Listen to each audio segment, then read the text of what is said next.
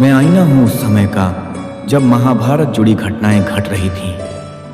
मैंने भीष्म की प्रतिज्ञा से जुड़ा उनका जीवन देखा, जब उन्होंने अपने पिता के सुख के लिए आजीवन ब्रह्मचर्य का व्रत लिया। मैंने अर्जुन की धनुर्विद्या की उत्कृष्टता देखी, जब उन्होंने मछली की आंख भेदकर अपना पराक्रम सिद्ध किया। मैंने कर्ण की दानवीरता देखी, जब उसने अपने कवच कुंडल तक दान कर दिए।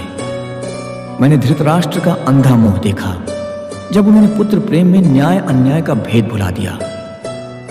मैंने दुर्योधन का अहंकार देखा, जो उसकी विनाश की नींव बना।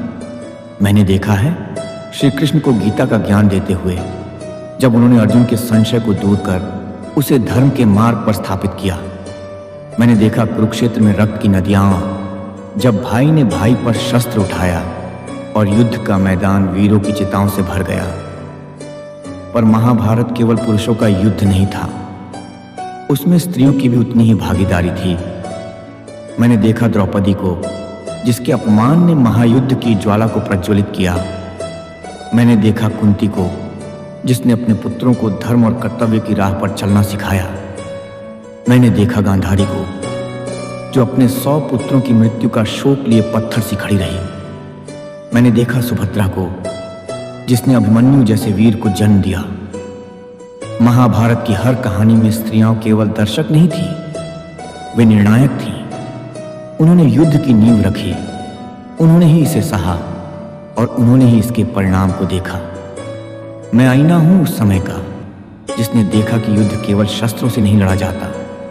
कभी कभी शब्द, प्रतिज्ञाएं और आंसू भी रणभूमि रच देते हैं। मैंने हर वह क्षण देखा जब धर्म और अधर्म आमने सामने खड़े थे। मैं गवाह हूं उन समयों का, जब कुरुक्षेत्र में केवल अस्त्र शस्त्र ही नहीं, बल्कि विचारों और सिद्धांतों की भी लड़ाई लड़ी जा रही थी। मैं आईना हूं उस युग का, जिसने इतिहास रच दिया, जिसने महाभारत की हर परछाई को देखा। युद्ध की भूमि पर तलवारों की टंकार थी, पर उस भूमि की नींव में थी कुछ ऐसी स्त्रियां, जिनकी कहानियां इस समय के साथ धुंधली पड़ गईं। आइए आज उन्हीं की बातें करें। गंगा का त्याग, कुंती का बलिदान, गांधारी का धैर्य, हिडिंबा का प्रेम और शिखंडी का प्रतिशोध, ये सब वही स्त्रियां थीं जिनकी कहानियां अक्सर इतिहास के पन्नों में धुंधली रह जाती हैं। लेकिन मैं आईना हूं उस युग का, जिसने देखा कि युद्ध केवल पुरुषों ने नहीं लड़ा, स्त्रियों ने भी अपनी आत्मा, अपने प्रेम और अपने संकल्प के साथ इसे जिया। क्योंकि महाभारत केवल कुरुक्षेत्र में नहीं लड़ा गया था, यह हर स्त्री के हृदय में भी घटित हुआ था। तो चलिए मैं आपको ले चलता हूं उस भूमि पर, जहां महाभारत की कहानी में पहला अक्षर लिखा गया था।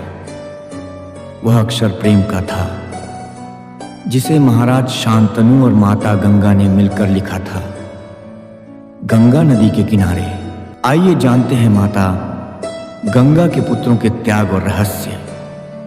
जानने के लिए जुड़े रहें हमारे अगले एपिसोड के साथ। तब तक के लिए नमस्कार।